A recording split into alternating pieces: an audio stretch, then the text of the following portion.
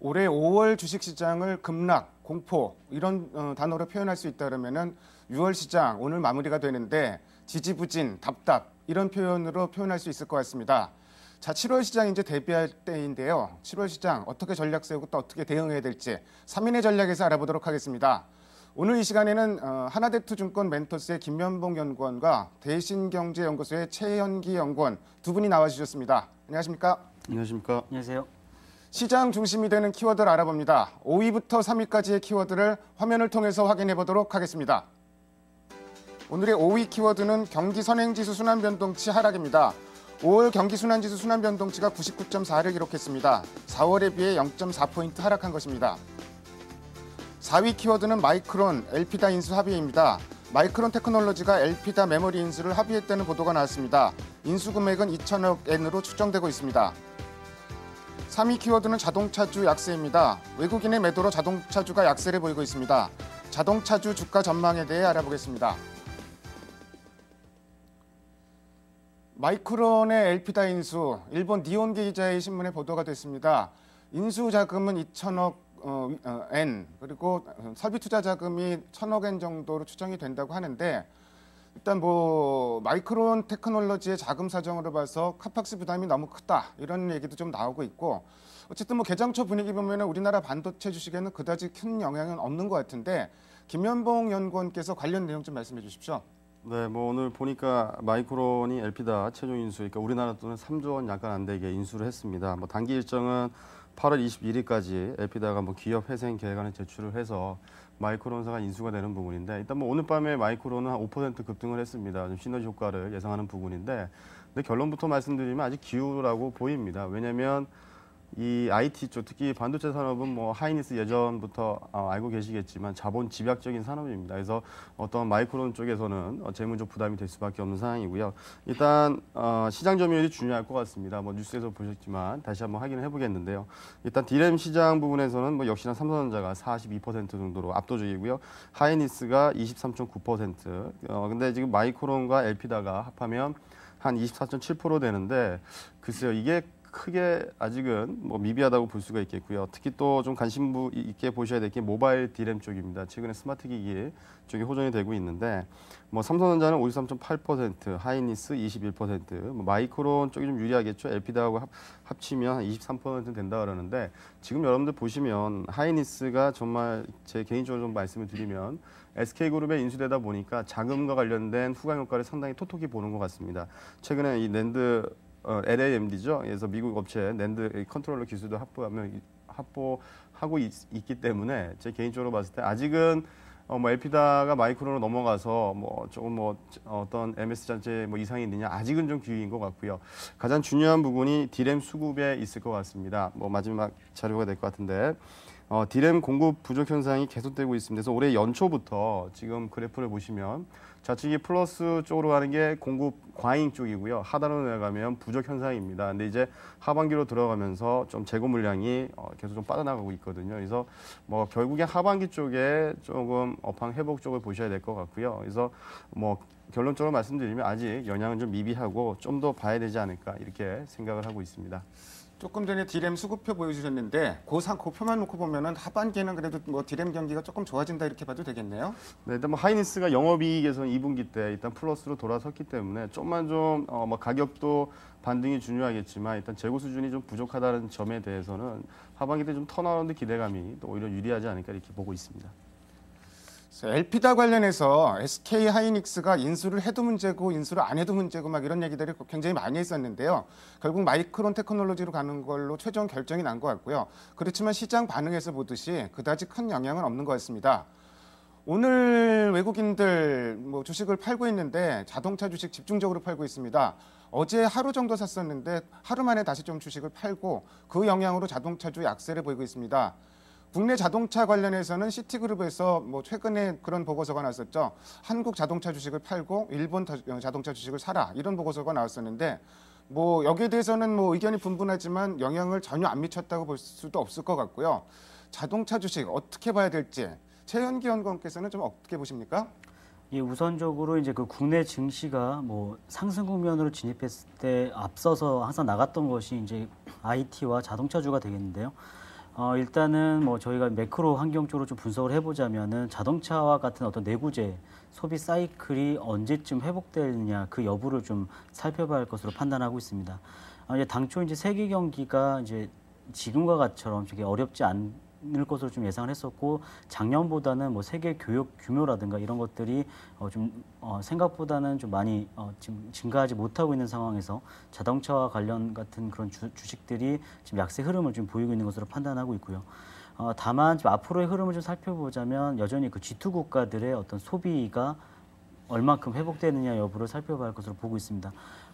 다행히도 이제 중국이 최근에는 이제 경기 부양 의지를 표명하면서 가전이라든가 자동차 관련 소비 부양책을 발표를 했고 지금 빠르면은 지금 현재 지금부터 좀 시행할 단계에 지금 접어들고 있기 때문에 향후에도 뭐 중국의 자동차 관련 주식들이 좀 올라갈 수 있지 않을까라고 좀 판단하고 있고요. 또 하나는 미국 경기 역시 지금 뭐 2, 4분기에는 좀 안 좋은 모습을 보였습니다만 궁극적으로는 2, 4분기가 어떤 유로존 재정 위기 여파가 상당히 컸고 그렇기 때문에 2, 4분기가 저점이 형성이 되고 다시 3, 4분기서부터는 완만한 회복세를 유지할 가능성이 높고 또 그 완만한 회복세를 수출입 쪽보다는 내수 중심의 어떤 소비 중심의 어떤 경제 성장이 이루어질 가능성이 높기 때문에 일단은 뭐 유로존 재정 위기 우려에 따른 위험자산 선호 심리가 지금 약화되고 있는 상황인데 다시 이제 위험자산 선호 심리가 다시 재개되고 특히 최근에 그 글로벌 경기에 대한 불확실성이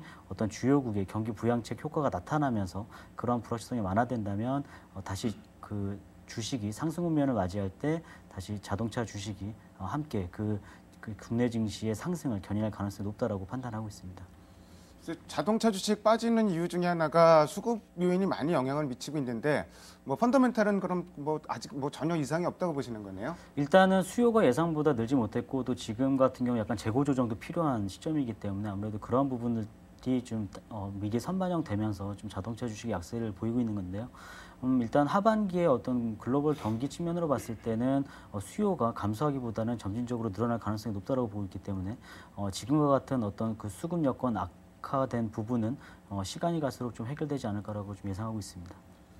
역시 뭐 자동차는 자동차로 보기보다는 뭐 시장으로 봐야 되는 측면이 있고요. 뭐 삼성전자라든지 자동차주들 밸류에이션 현상으로 가장 싸기 때문에 역시 뭐 시장의 문제라고 해석을 해야 될 것 같습니다.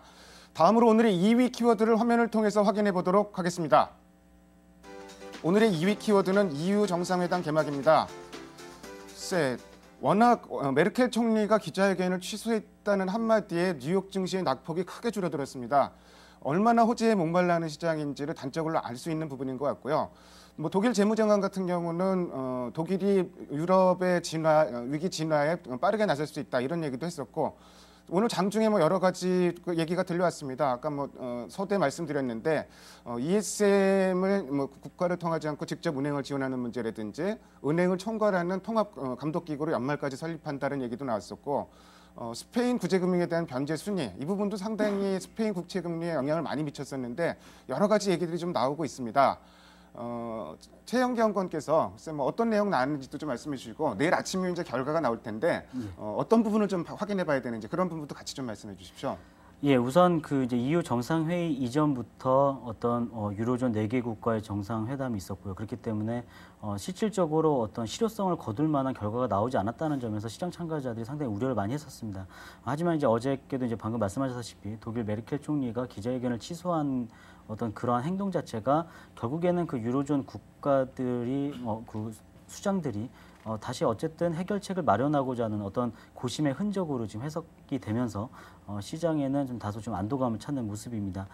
근본 이제 EU 정상회의에서는 이제 그 ESM 출범과 그 EFSF가 과연 이제 그 유로존 재정 위기를 겪고 있는 국채를 바로 사들이느냐 그런 문제들이 좀 제기될 가능성이 높고요. 또 하나는 스페인 구제금융 절차 그리고 그리스의 어떤 그 합의됐던 구제금융의 그 실행 방법 등 이런 것들이 지금 다괄적으로 좀 논의될 것으로 좀 판단하고 있습니다. 특히 이제 그 무엇보다 지금 유로존이 가장 그 고통을 겪고 있는 것들이 과연 이제 긴축이 먼저냐, 성장이 먼저냐 이런 것들에 대한 어떤 논의가 제대로 이루어지지 않은 점이 지금 상당히 시장 투자자들로 하여금 상당히 불안감을 형성시켰는데요.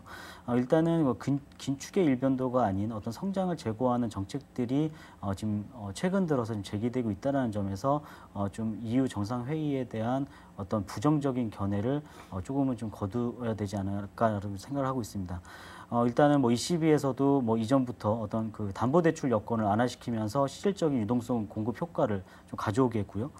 또 이제 7월에 있을 그 ECB 통화정책 회의에서도 지금 기준금리 인하 가능성이 한 70% 정도로 지금 형성되어 있고, 또 일단은 그 ESM이 출범이 되면 EFSF와 함께 그 국채 매입을 하는 무제한 국채 매입 해주는 방안도 좀 통과될 가능성이 좀 높다라고 보고 있기 때문에 그렇게 본다면 유로존 재정 위기 우려는 일단은 완전히 해결되지는 않겠지만 일단 수면 아래로 내려갈 수 있는 그런 여지가 좀 있을 것으로 보고 있고요.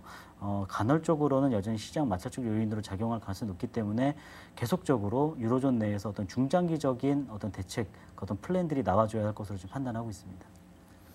EU 정상회담 워낙 기대했던 게 없었기 때문에 긍정적인 소식이 몇 가지만 들려와도 시장에 좀 즉각적으로 반영되는 이런 모습도 나타나고 있고요. 물론 이제 뭐 추가적으로 더 오늘 반영이 됐기 때문에 내일 뭐 추가적으로 더 긍정적인 뉴스가 없다 그러면은 뭐 시장이 다시 소강 국면에 빠질 가능성도 있는데 어쨌든 전반적으로 EU 정상회담을 기점으로 유로존의 위기감 이런 부분은 좀 물밑으로 다시 좀 가라앉는 분위기고요. 또 그렇게 되기를 좀 기원해 봅니다. 사실 EU 정상회담 메르켈 총리가 기자회견 취소했다는 얘기만 빼고 나면은 미국 쪽 상황은 상당히 좀 안 좋았습니다. 고용 지표도 예상보다 나쁘게 나왔었고 JP 모건 손실이 당초 20억 달러라고 했었는데 최대 90억 달러까지 늘어날 수 있다. 이런 보도도 나왔고요. 영국 쪽 은행들도 여러 가지 좀 분위기가 좀 안 좋은 것 같습니다. 김연봉 연구원께서 관련 내용 좀 말씀해 주십시오. 네, 일단은 JP모건이 뭐 5월달에 20억 달러 손실해서 지금 보니까 최대 또 90억 달러 얘기가 또 말이 바뀌고 있고요.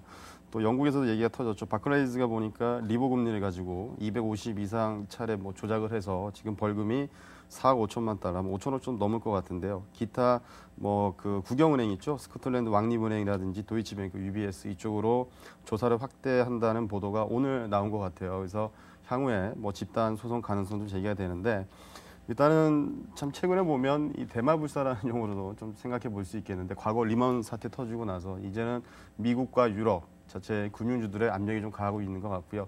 개인적으로 특히나 문제가 될 것은 풀업 트레이딩인 것 같아요. 그러니까 최근 금리가 낮고 일본도 금리가 낮잖아요. 그러니까 커스트 비용이 적다 보니까 조금 안정된 상품에 투자하기보다는 상업은행 자체의 특성상 약간 고수익, 고위험 쪽으로 투자를 하다가 좀 손실이 많이 나는 경우인데 이 부분은 좀 뭐 살펴봐야 되겠죠. 살펴봐야 되겠지만 향후에 조금 좀 중요한 점이 뭐냐면 7월 달에 있을 유럽 은행들의 스트레스 테스트입니다. 아마 오늘까지가 될 것 같거든요. 뭐 좀 날짜를 확인해 봐야 되겠지만 이달 말까지 자기 자본 비율 지금 보니까 유럽은행 간도청 쪽에서 31개 대형은행 대상으로 봤을 때 1,150억 달러 정도의 자금이 필요하다고 그랬습니다. 아까 유로 안정화 기구 일단은 오늘 뭐 은행들 직접적으로 구제할 때 비용을 사용할 수 있게 합의를 했다. 일단 독일이 손을 들어준 부분이잖아요. 그래서 지금 오늘 뭐 유로화도 반등하고 국내 주식도 호재로 작용하고 물론 뭐 만기 효과, 그러니까 월물 드레싱 효과도 있겠지만 월말에 일단 그 유로은행 테스트가 아마 이 ESM 기구가 빨리 출범이 되고 아마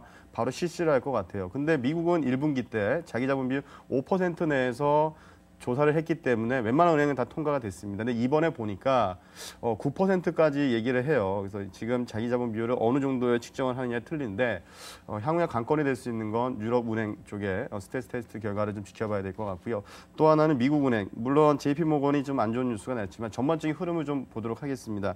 일단 미국 주택 가격 동향을 한번 좀 말씀을 드리고 싶은 부분인데 지금 글로벌 증시가 그나마 미국 경기 지표가 좋기 때문에 어느 정도 유지가 되고 있다고 보여지는데요. 일단 주택 가격이 올해 들어서 상당히 상승세로 돌아서고 있습니다. 지금도 미국 가보시면 적은 금액으로도 뭐 레버리지 상당히 높게 할 수 있는 아직까지 그런 구조인데 이 주택 가격이 상승하고 있고 그런 모기지 쪽에 그러니까 뭐 회수 측면에서는 상당히 좋아지고 있다는 측면을 좀 말씀을 드리고 싶어요. 그래서 미국 경기도 괜찮고 일단 은행권도 좀 좋아지고는 있는데 다만 이런 어떤 개별성 뉴스에서 조금 휘둘리는 부분이 있는데요. 일단 미국 은행 쪽은 뭐 나쁘진 않을 것 같고요. 다만 이 유럽 지금 바클레이즈 이 사건이 터졌기 때문에 뭐 추이 과정은 좀 더 좀 지켜봐야 되지 않나 이렇게 말씀을 드리겠습니다. 뭐 JP모건 문제 물론 뭐 심각한 상황이긴 한데 은행 전체로 뭐 확대 해석할 필요는 없을 것 같고 전반적으로 뭐 유럽의 은행들의 스트레스 테스트 결과 이런 부분 주목해야 할 필요는 있을 것 같습니다. 그렇지만 뭐 이 문제를 은행 문제를 전체 은행으로 이렇게 확대 해석하는 것도 조금 무리는 있는 생각인 것 같습니다. 다음으로 오늘의 1위 키워드를 화면을 통해서 확인해 보도록 하겠습니다.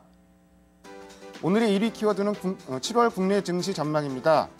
사실 오늘 오전만 하더라도 뭐 여러 가지 월봉 차트상 음봉으로 마감되지 않느냐 이렇게 생각을 했었는데 지금 현재 상황으로 보면은 양봉으로 마감될 게 거의 확실시되고 있는 것 같습니다. 그나마 월말 마무리는 좀 잘한 것 같은데 그렇다고는 하더라도 6월 시장 전반적으로 지지부진하고 답답한 시장이었습니다. 최현기 연구원께서는 7월 시장은 어떻게 보세요? 우선 그 7월에 이제 그 큰 흐름에서 보면은 좀 안도랠리가 좀 형성될 수 있는 시점이라고 좀 판단하고 있습니다. 우선 그 이제 시장에 다소 높게 형성되어 있는 기대감을 낮추는 데부터 그 시작이 될 것으로 좀 판단하고 있는데요. 무슨 얘기냐면 앞서도 이제 그 EU 정상회의 등에 통해서 여러 가지 나왔던 카드들이 재합의가 되는 시점에서 유로존 재정위기 우려가 일단은 수면 아래로 내려앉을 가능성이 있지만 결국 지금 이러한 카드들 꺼내는 것들은 결국엔 이러한 그 재정위기 쉽게 해결할 수 없는 재정위기를 긴 시간을 두고 서서히 해결해 나가자는 그런 취지를 좀 받아줘야 되기 때문에 그것에 대한 기대감을 좀 낮출 필요가 있다고 보고 있습니다. 물론 뭐 유로본드라든가 뭐 금융 동맹과 같은 해법은 지금 현재 시장에서 많이 요구도 하고 기대도 하고 있는 상황이지만 이런 것들은 일단 뭐 독일의 입장이 완전히 180도 변화돼야지 좀 가능한 문제고 또 하나는 어떤 조약 개정 등 여러 가지 시간이 필요로 한다는 점에서 좀 기대감을 낮출 필요가 있다고 보고 있습니다. 7월 9일 예정인 그 재무장관 회의에서는 이제 어떤 앞서 말씀드렸던 성장 패키지 조합, 그러니까 재정 정책과 통화 정책의 어떤 조합이 좀 계속적으로 시행될 것으로 좀 판단하고 있는데요. 우선 그 1,300유로 규모의 성장 패키지가 이제 합의가 도출되면은 일단은 이제 유로 경제가 긴축 일변에서가 아닌 성장을 제고한다는 그런 측면에서 유로존 펀더멘털 약화에 대한 우려가 좀 완화될 수 있다라고 보고 있고요. 또 하나는 이제 그 유로존 재정 위기를 겪고 있는 국가들, 특히 스페인과 이탈리아의 어떤 국채 금리 하향 안정화가 일단은 그 상당히 중요한 문제인데 ESM 출범과 더불어서 EFSF가 직접적으로 국채를 매입해주고 특히나 또 ECB에서도 그 국채를 매입해주는 어떤 프로그램을 재개한다면 이러한 것들에 대한 금리가 하향 안정화되면서 어떤 시장이 다소 안정되는 모습을 보일 가능성이 높다고 보고 있습니다. 마지막으로는 이제 그 G2 국가들 중에서 특히 중국 경기에 대한 모멘텀도 좀 생각해 볼 필요가 있겠는데요. 앞서서 이제 지준율 인하라든가 기준금리 인하를 했고 또 소비 부양책도 발표를 했습니다. 이런 것들이 이제 시차를 두고 반영하는 것들이 향후 이제 그 중국 실물 경제 지표에 어떻게 나타나는지 그래서 지금 최근에 안 좋았던 제조업 경기가 소폭 반등을 한다거나 어떤 실물 경제 지표가 1-4분기에 그러니까 2-4분기에 그 충격에서 서서히 벗어나는 모습들을 보여준다면 이건 역시 좀 시장에 안도감을 줄 수 있는 요인으로 작용할 가능성이 높다고 판단하고 있습니다.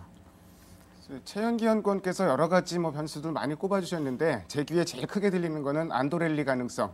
정말 7월에는 안도랠리가 전개됐으면 좋겠습니다. 김현봉 연구원께서는 글쎄 7월에 시장에 영향을 미칠 변수는 어떤 거를 꼽으시고 또 뭐 관심 가질 만한 섹터나 종목이 있으면 같이 좀 말씀해 주십시오. 네, 시간이 좀 빨리 조금 없는 것 같아갖고요. 좀 결론부터 말씀을 드리겠습니다. 일단 해외 쪽 이슈는 뭐 좀 똑같이 보고 있습니다. 일단 단기적으로 다음 주에 뭐 그리스 트로이카 구제금융 재협상도 봐야 될 것 같고요. 그 다음에 자동차 판매 지금 국내 현대차 그룹이 자동차 판매 잘 되고 있는데 최근에 보면 IT가 한번 매물이 나왔고요.